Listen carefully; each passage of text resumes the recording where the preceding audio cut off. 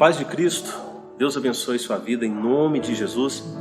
Nós estamos aqui começando uma série de 12 séries de mensagem, de aula para os aspirantes ao batismo e para aquelas pessoas também que querem saber mais, aprender mais sobre os passos de um novo discipulado, das pessoas que estão buscando a ser e parecer igual a Jesus.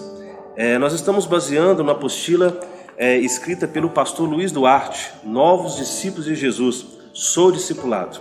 Amém? Mas antes da gente começar, nós vamos iniciar com uma oração. Você que está em casa, você que está ouvindo esta mensagem, mesmo que seja um tempo depois, pode fazer essa oração comigo, em nome de Jesus. Pai amado, em nome de Jesus, sou grato ao Senhor por este momento de estar em Tua presença.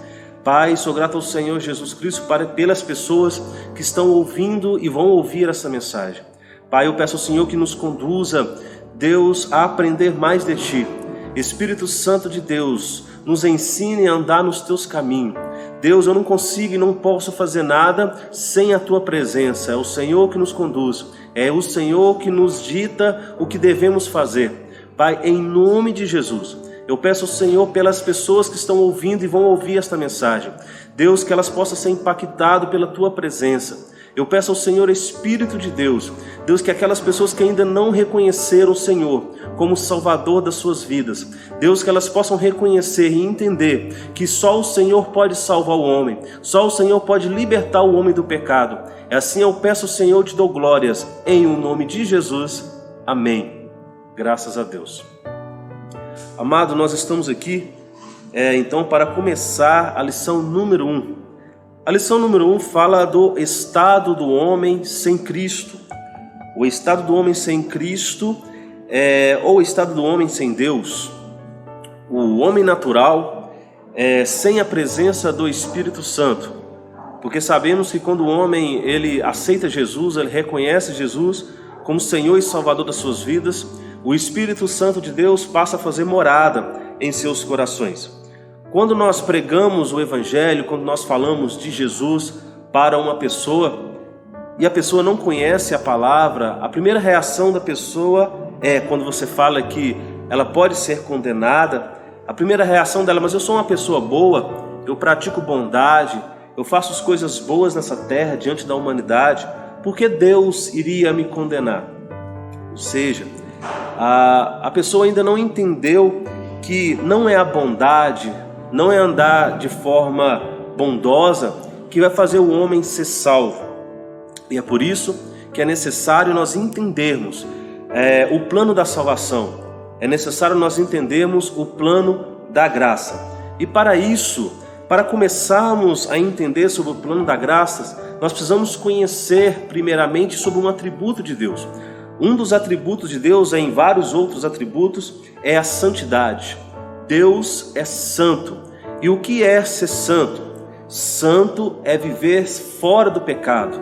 Santo é estar longe do pecado. É como se você olhasse para uma parede pintada de branco, 100% branco, e você de repente visse um mosquitinho pousando sobre aquela parede.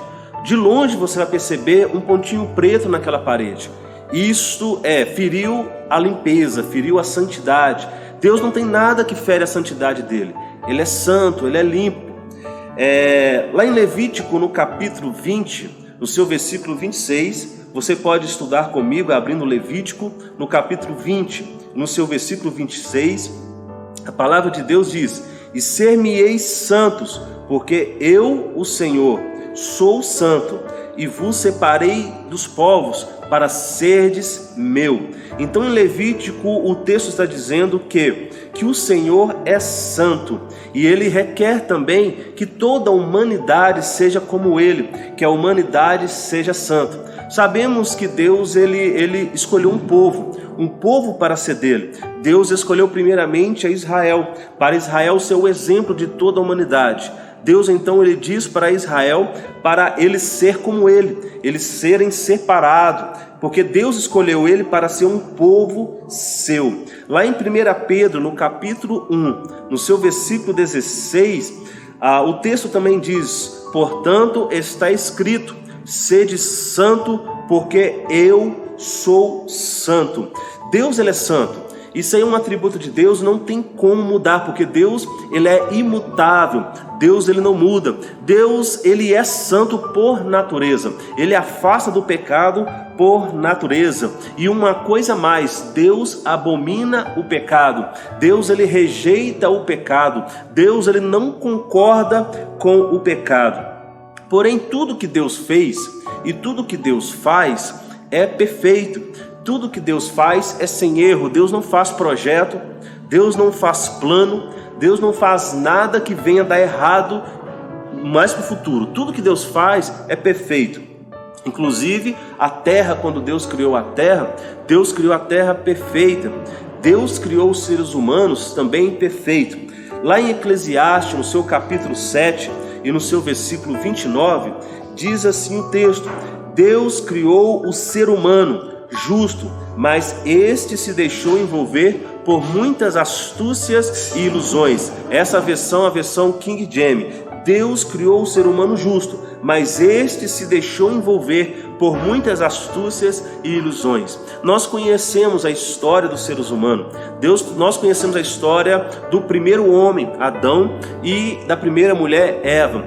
Eles, quando foram criados, Deus criou Adão perfeito. Portanto, a Bíblia diz que Deus, ele vinha e conversava com Adão. Deus, ele estava no meio deles, mas eles foram tentados pela astúcia de Satanás. Satanás tentou eles e Eva deixou se contaminar, e agora veio até Adão e fez com que Adão também se contaminasse.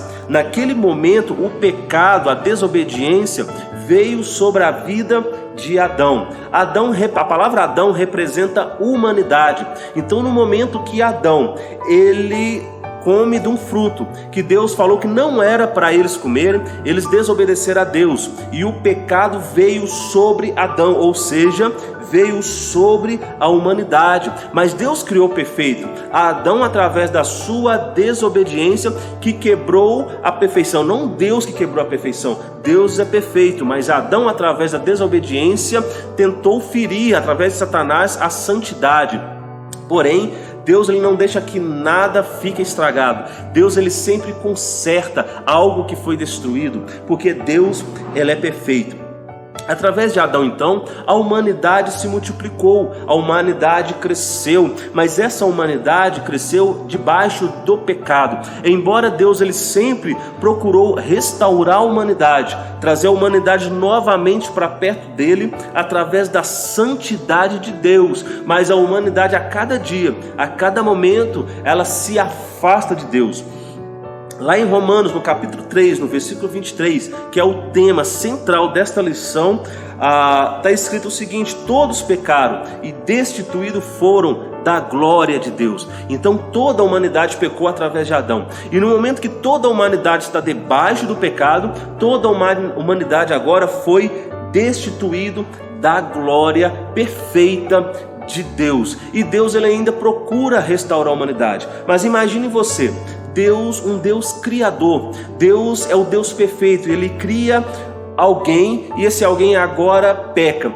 Deus, na sua supremacia, Deus, ele pode fazer o que quiser. Deus, se ele quisesse destruir todo homem, se ele quisesse destruir a humanidade, ele poderia ter feito. Ele criou Adão e Eva, mas no momento que Adão e Eva entrou para o pecado, Deus poderia dizer o seguinte: não, eu não aceito o pecado, e o homem pecou. O que eu posso fazer agora é destruir o homem. Eu vou destruir, fazer novamente. Eu vou destruir Adão, destruir Eva, ou não vou fazer mais. Eu vou continuar com os anjos me adorando, eu vou continuar com os céus me adorando, mas o homem eu não quero mais. Na supremacia de Deus, ele poderia ter feito isso, mas a Bíblia fala no Evangelho de João, no capítulo 3, no seu versículo 16, que Deus amou o mundo de tal maneira que deu o seu Filho unigênito, para que todo aquele que nele crê não pereça, mas tenha vida eterna. Mas como pode um Deus criador, um Deus supremo, um Deus que, se ele quisesse destruir a humanidade, se ele quisesse pegar o bonequinho que ele criou e soprou sobre esse bonequinho um fôlego de vida, se Deus quisesse amassar esse bonequinho e não fazer mais, ele poderia. Mas imagine imagina agora um Criador amar a sua criatura. Este é o perfeito amor de Deus. Um amor que vai além do que nós podemos imaginar. Porque nós até reconhecemos um amor de um pai para um filho. Nós até reconhecemos um amor de uma mãe para um filho, porque é a mesma criatura, o mesmo ser, um ser humano, amando um outro ser humano que nasceu dentro dela. Nós até reconhecemos. Mas agora, você reconhecer um Criador que ama a sua criatura, é como se você, dentro da sua casa, você fizesse um bonequinho de barro na sua casa e de repente você não destruísse aquele bonequinho, você amasse aquele bonequinho de barro que você fez. Assim é o amor de Deus. Deus, ele é perfeito e ele, sendo Criador, ele amou a sua criatura de uma tal forma que o próprio Criador, ele fez um plano, uma estratégia para resgatar essa criatura. Agora imagine você, Deus, ele criou o ser humano pecou, o ser humano afastou de Deus, mas o ser humano chegou a um certo ponto que Deus, ele escolheu um país, Deus escolheu uma nação para ser exemplo, que é a nação de Israel, e essa nação ela foi contaminada. Por quem? Ela foi contaminada pelas nações circunvizinhança. Essas nações circunvizinhanças, elas contaminaram Israel. Israel agora não estava com um princípio ético, um princípio certamente voltado para Deus. Mas Deus agora chama Moisés e Deus agora dá uma lei para Moisés. Essa lei era para direcionar o povo ao caminho que Deus queria que o povo andasse, porque o povo estava totalmente fora dos preceitos, fora do caminho de Deus. Agora Deus então, ele entrega a lei na mão de Moisés, para que o povo, através dessa lei, andasse no caminho justo, andasse no caminho reto e andasse no caminho de santidade, porque a lei que Deus deu para Moisés é uma lei perfeita, é uma lei boa, é uma lei santa. Porém, na face da terra, observe bem, a lei na face da terra, por ela ser santa, por ela ser boa, também era uma lei pesada, porque nós, seres humanos, tendemos para a carne, para os desejos desta carne. Mas o homem agora tenta seguir a lei, porque a lei veio de Deus. Mas a lei sendo pesada, o homem nenhum conseguiu cumprir a lei. Então esta lei, ela não foi capaz de fazer com que o homem andasse em santidade. Mas aí nós vamos lá em Romanos, no capítulo 5, no seu versículo 12. Pelo que, como por um homem entrou o pecado no mundo, e pelo pecado a morte, assim também a morte passou a todos os homens, por isso que todos pecaram. Voltando lá em 1 Pedro, que todos pecaram. Ou seja, esse homem, Adão, ele trouxe todo o pecado, e o pecado gerou a morte na humanidade. E agora, por esse homem, por Adão, todo ser humano na face da terra está debaixo da morte, e não é a lei, não é as boas obras, nada conseguiu ressuscitar esse homem, porque esse homem está afastado de Deus. O que é a morte? A morte nada mais, nada menos do que o afastamento de um homem e Deus. Quando o homem aproxima de Deus, quando o homem está próximo de Deus, ele tem a vida, ele tem a luz. Quando o homem está longe de Deus, ele tem as trevas e ele tem a morte. O homem, quando está afastado de Deus, só tem derrota na boca dele, só tem destruição na boca dele, só tem destruição nos passos dele, só tem palavras de derrota e palavras de pecado na vida desse ser humano, porque ele está afastado de Deus. Mas quando ele aproxima de Deus, aí ele começa a ter vida, ele começa a ter alegria, ele começa a ter paz. Eu não sei você que está assistindo esta mensagem, se você está com o coração de derrota, de tristeza, de dor, pensamento de suicídio, eu te convido a aproximar de Deus, porque quando você aproxima de Deus, você tem a luz, você tem a paz e você tem a tranquilidade. Agora nós vamos entrar na graça. Da mesma forma que o pecado veio sobre a humanidade, na mesma forma que a morte veio sobre a humanidade, Deus, ele sendo santo, então o homem afastou-se de Deus. Então o homem sem Deus, ou o homem sem Cristo, ele está debaixo da morte, ele está debaixo das trevas, e não há quem resgate esse homem a não ser uma pessoa. Então o que acontece? Deus fez um projeto, Deus fez um plano. Ele precisava resgatar a humanidade. Mas como resgatar um homem debaixo do pecado? Quem poderia resgatar o homem, sendo que a morte habitava no meio da humanidade? a tendência é ou Deus destruía a humanidade e fazia de novo, ou Deus não fazia mais o ser humano, ou o homem ficaria destruído. A morte teria que reinar, porque Deus não habita no meio do pecado. Então o homem teria que ser destruído. Então o que vai acontecer então para resgatar o homem? Vamos matar o homem? Mas Deus amou tanto a humanidade que ele se entregou no lugar do homem para morrer no lugar do homem. Poderia ser o anjo? Não. Criou os anjos com um padrão um pouco diferente do que criou os seres humanos. Deus criou os seres humanos para o adorar e, além disso, para que alguns atributos de Deus estivessem dentro do ser humano. Um dos atributos de Deus que Ele colocou no ser humano é o amor. O ser humano foi criado para amar. O ser humano foi criado para viver. Então, agora, quem poderia estar no lugar do ser humano e morrer no lugar do ser humano para que o ser humano fosse resgatado? Os anjos não, os anjos não poderiam morrer. Quem poderia morrer? Quem poderia estar aqui no lugar? Embora os anjos poderiam, até quisessem fazer a obra do Senhor neste quesito, mas quem poderia estar? Deus agora falou assim, tem que ser alguém que não tem pecado, tem que ser alguém que está vivo, tem que ser a própria vida, tem que ser a própria luz reinando na escuridão. Quem é a luz? Quem é a perfeita luz? É o próprio Deus. Então a luz que tem que apagar as trevas, é a luz que tem que entrar no meio das trevas para dissipar as trevas, é a santidade que tem que entrar no pecado para afastar o pecado. Ou seja, é alguém que não tem pecado. E quem não tem pecado? Quem é justo? Quem é reto? Senão o próprio Deus. Quando eu falo dos anjos, imagino, a Bíblia fala de um querubim, e esse querubim estava no céu e ele queria ser maior do que Deus, ele queria ser igual a Deus, e ele causou uma rebelião, e ele foi afastar. Nós estamos falando aqui do próprio Satanás. Então, como pode eu acreditar num anjo para fazer esse serviço? Não, o anjo também talvez não seja de confiança, mas alguém que é justo, alguém que é de confiança, alguém que é perfeito, alguém que é santo, alguém que é o próprio amor. Nós estamos falando de Deus. Agora Deus então, ele fala assim, olha, o meu espírito vai descer na terra e ele vai se tornar um corpo, ele vai entrar num corpo, e esse corpo ele vai crescer e vai se tornar um ser humano chamado Jesus. Então o Espírito Santo vem em uma mulher. Esta mulher, ela não teve uma relação humana com outro homem, não. Ela foi concebida pelo Espírito Santo. O Espírito Santo então vem dentro dessa mulher e gera um corpo, gera uma criança. Essa criança nasce e essa criança começa a andar na humanidade. Só que dentro dessa criança habita um espírito, e é o Espírito do próprio Deus.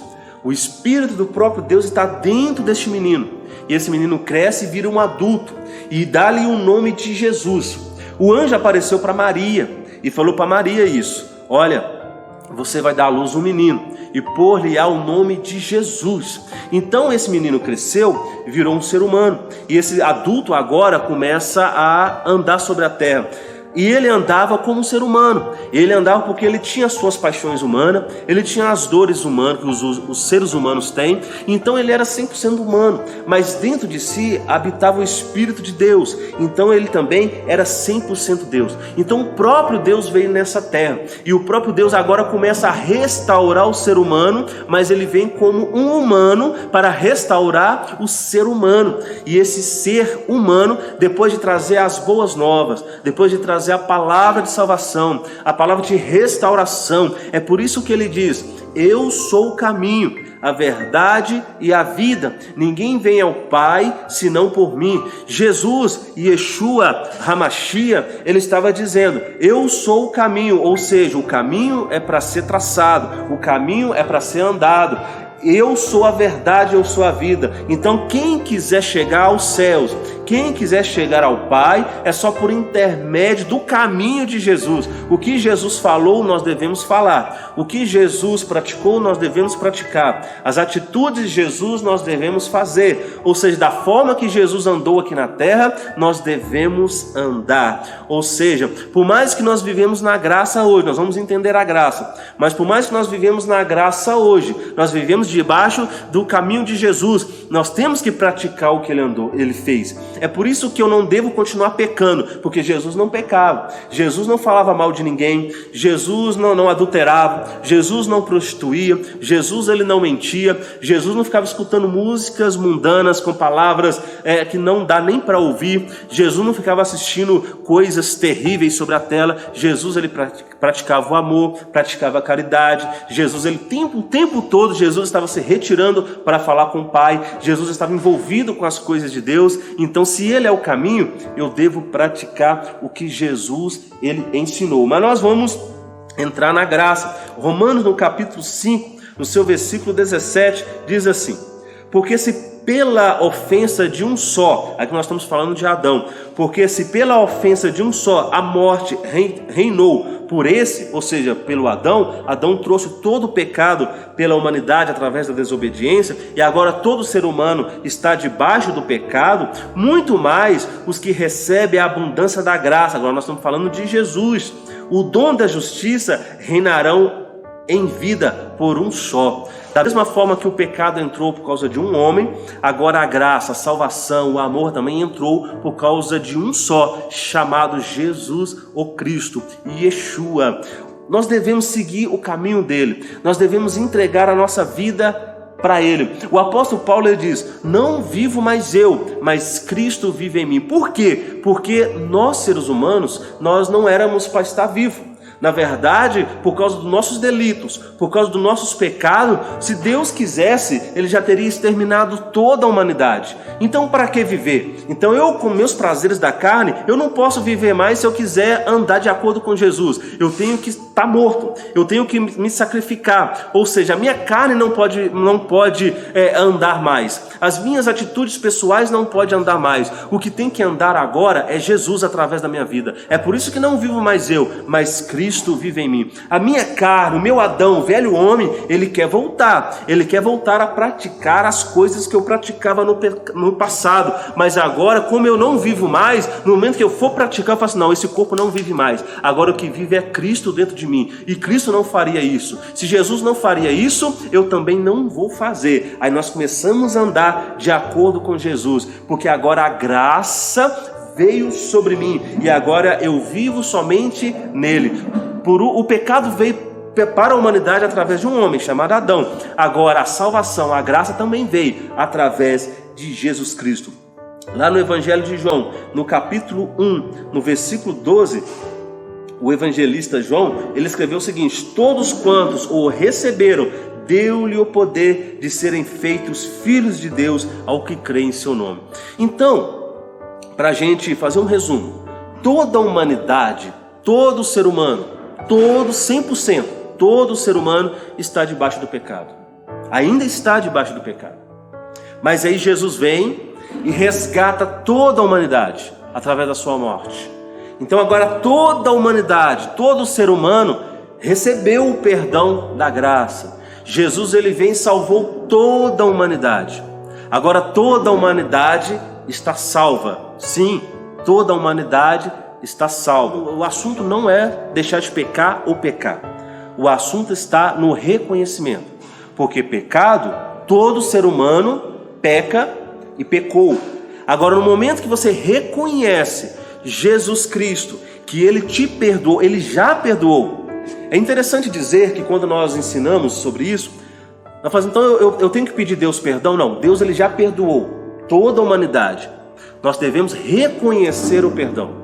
No momento que nós pecamos e nós reconhecemos que Jesus nos perdoou, nós abandonamos o pecado. Porque eu seria hipócrita, seria um menino, se Jesus me perdoasse os meus pecados e eu continuasse pecando. Eu não estaria valorizando o perdão de Jesus. Jesus ele perdoou toda a humanidade. No momento que eu reconheço isso, que eu sou pecador, que eu peco o tempo todo, eu levanto de manhã já com a carne querendo que eu peque, e eu reconheço que eu não sou nada, eu vou ser condenado se eu não tiver Jesus, esse tem que ser o reconhecimento. Eu preciso de Jesus para receber a salvação. Eu preciso da graça para receber a salvação. É por isso que diante de Deus, ouça bem, está todo mundo no mesmo barco. Todos estão no mesmo barco. todos estão debaixo do pecado. Agora, diante do Pai, todos teriam que ser mortos, mas veio Jesus e morreu pela humanidade. Agora eu reconheço que Jesus fez isso por mim. E quando eu reconheço que os meus delitos, as minhas carnes, meus desejos estão mortos. Que agora eu vivo para Cristo. Eu reconheço o perdão de Jesus. Aí sim eu tenho de fato a salvação. E diante de Deus, aí nós entramos na conclusão da lição número 1. Diante de Deus, quando Deus ele olha para a humanidade, Deus vê dois tipos de pessoas. Deus vê as trevas e Deus vê a luz. Deus vê aqueles que continuam debaixo do pecado, que não reconhecem Jesus. E nós vemos outros seres humanos que agora reconhecem que é pecador, mas reconhecem Jesus como Senhor e Salvador da vida deles. E no momento que esses seres humanos reconhecem Jesus, eles deixam de andar nas trevas e andam na luz. E Deus lá de cima, o Pai lá de cima, ele vê essas pessoas, ele vê a luz. Quando nós partirmos para a eternidade e estivermos diante do Senhor, Deus ele vai olhar para o ser humano que está salvo, que reconhece Jesus, e ele não vai ver o ser humano, porque se ele vê o ser humano, ele condenaria o ser humano por causa do pecado. Mas quando ele vê esse ser humano que reconheceu Jesus, ele vai ver o Filho dele, ele vai ver Jesus na pessoa. E por causa dele ver Jesus, essa pessoa não vai ser condenada. Ou seja, essa pessoa ela é justificada. Ela é justificada por Cristo. Ela só não vai ser condenada porque Jesus está na frente dela defendendo ela. Quando o Pai vê essa pessoa, na verdade o Pai vai ver o sacrifício do Filho dele. Ele vai ver o sacrifício de Jesus na vida deste ser humano. E esse ser humano agora recebe a salvação eterna. Mas quando Deus ele vê o ser humano e ele não vê Jesus na frente desse ser humano, ele não vê a graça, ele vê realmente o ser humano ali, ele vai ver a treva, ele vai ver a escuridão, ele vai ver o pecado. E não há justificativa agora para justificar a salvação dessa pessoa que não reconheceu o perdão de Jesus. Então agora essa pessoa corre o risco de ser condenado. Não estou dizendo que ela vai ser condenada, porque quem vai condenar ela é somente o Pai. É somente diante do juízo. Eu não posso afirmar a condenação dela. Mas segundo a palavra, a própria palavra nos julga. E ela disse que essa pessoa ela já está condenada, segundo está no Evangelho de Marcos, no seu capítulo 16, 15. Ide por todo mundo, pregai o Evangelho a toda criatura. Quem crê e for batizado será salvo, mas quem não crê está condenado. Então a palavra me garante isso. Se a pessoa ela rejeitar Jesus, se ela dizer eu não quero saber de Jesus, a condenação está certa para esta pessoa. Então o que nós devemos fazer é pregar o Evangelho e dizer que Jesus é o caminho, Ele é a verdade e a vida, e a pessoa já tem o perdão da salvação em Cristo. Basta ela reconhecer o perdão, ela reconhecer a graça e reconhecer Jesus, não rejeitar Jesus. Porque no momento que rejeitar Jesus, essa pessoa está condenada. Então, essa é a graça. Nós estamos debaixo da graça. O pecado reinou sobre a humanidade, mas a graça ela veio. E através do sangue de Jesus Cristo, o sangue ele cobriu e ele purificou. E o ser humano agora, ele está purificado do pecado. Ele está limpo do pecado através do sangue de Jesus Cristo. E ele limpo do pecado, ele é justificado em Jesus. Repetindo, o Pai vai olhar para ele e falar assim, esse aqui tem a marca de Cristo. Esse aqui tem a marca, tem o sangue do meu filho que foi derramado por ele. Ele reconheceu a morte e a ressurreição do meu filho. Então essa pessoa tem a salvação. E a outra pessoa, infelizmente, que não reconhecer isso, tem a condenação eterna. E essa é a primeira lição. Você que está descendo o tanque das águas batismais que vai descer. A primeira coisa, a primeira lição é você reconhecer que você, como todos nós, somos pecadores. Você não é perfeita, você não é perfeito, você é pecador. Às vezes tem pessoas que falam assim, eu não vou batizar porque eu sou pecador. E o dia que eu for santo, eu vou batizar. E entra anos e sai anos, 10 anos, 20 anos, e a pessoa sempre se julga pecadora. E ela nunca desce às águas batismais. Eu quero dizer para você, não é você se achar santo que faz você descer às águas batismais. O que faz você descer às águas batismais é você reconhecer que você é pecadora e pecador. E você depende de Jesus. Você depende dele para a salvação. Você depende do Senhor para o resgate. É por isso que você desce às águas batismais. Quando a água batismais é você arrepender do que você faz e fazia. E dizer, olha, eu reconheço Jesus como meu Senhor e Salvador.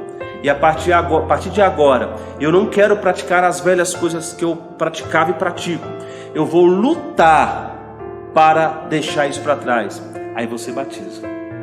Você vai lutar. Por que lutar? Porque o pecado, o tempo todo, vai bater a porta. Você na sua casa, o pecado vai bater a porta. Você pode dizer, mas se eu batizar, então eu nunca mais vou pecar? É uma mentira e é engano. Porque no momento que você batizar, Satanás vai vir te afrontar. O teu corpo, o teu velho homem, o Adão, vai querer aflorar para fazer você voltar ao pecado. E vai bater a porta, vai bater na sua casa. Deslizes pode acontecer. Mas o mais importante é você reconhecer que você é pecador e pecadora. Que Jesus deu a vida por você. Te resgatou deste mundo. E você vai lutar contra o pecado. Vai afastar do pecado e vai lutar contra o pecado.